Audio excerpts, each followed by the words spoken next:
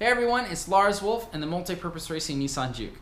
Welcome back to episode 2, part 2 of the 2016 season. Now I know I said in the first episode this is going to be a 2-part episode, but I've got such a lot of good information that I want to get you, I think I might stretch this to 3 different parts. In this episode, or this part of this episode, we're going to get to more of the function and the operation of the Go Fast Bits Response TMS blow-off valve and how that compares to the stock Nissan recirc valve.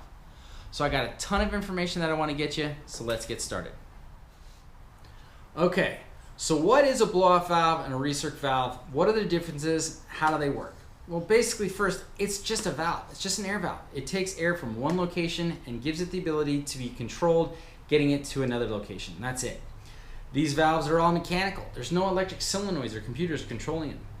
So with that being said, what are the major differences between a blow-off valve and a recirc valve? Well, a recirc valve basically does that. It recirculates or recircs air back in front of the turbo, where a blow-off valve vents that air to atmosphere.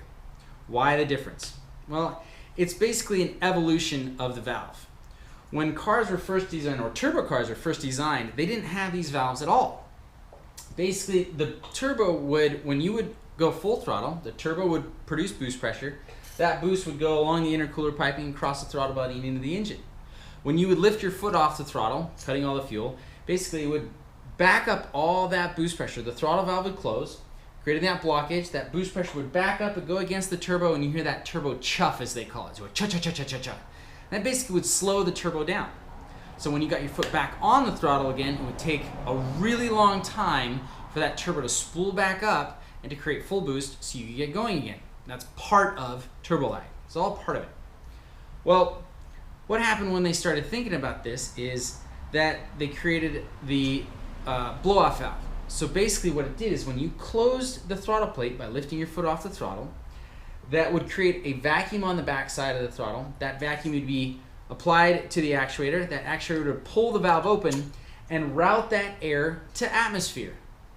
Well, the big reason why it was routed to atmosphere back then is that there was no electronics on the car, so the car didn't care. They didn't really understand that routing the air back in front of the turbo would help that turbo lag.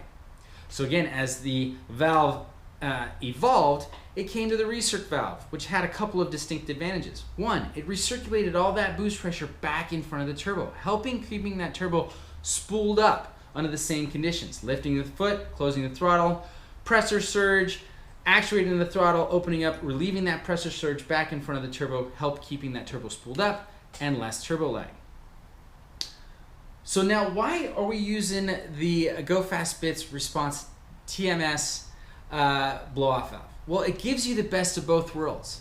Through the enthusiast, we all want to hear that turbo sound. It's just part of the visceral feeling of driving. But we also want to keep a couple things in check. One, we want to get some air back in front of that turbo to help that turbo lag be reduced. Two, on modern cars now, they have a ton of sensors. So on this car, we have sensors that monitor the amount of air going in, and we have sensors on this car monitoring how much air is going out.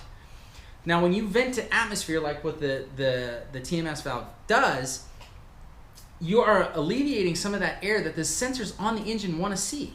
And if it doesn't see that, it turns on the check engine light. Yep, no fun.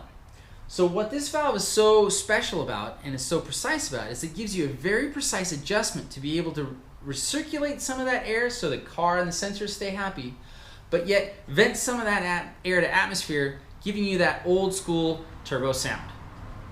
So I've really just given it to you full force on what a blow-off valve is, how it works. If I've made more questions for you, please don't hesitate to put them in the comments below. I'll get to them as soon as I possibly can.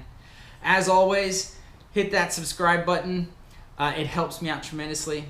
And unfortunately, because I think I've done so much information with you for this part of this episode, I think I'm going to stretch this thing to 3 parts, like I said, and give you the mechanics next. Show you the pre-road test, the install, and the post-road test. So stay tuned for that episode. It's coming up real soon. Thank you very much, everyone, and see you at the racetrack.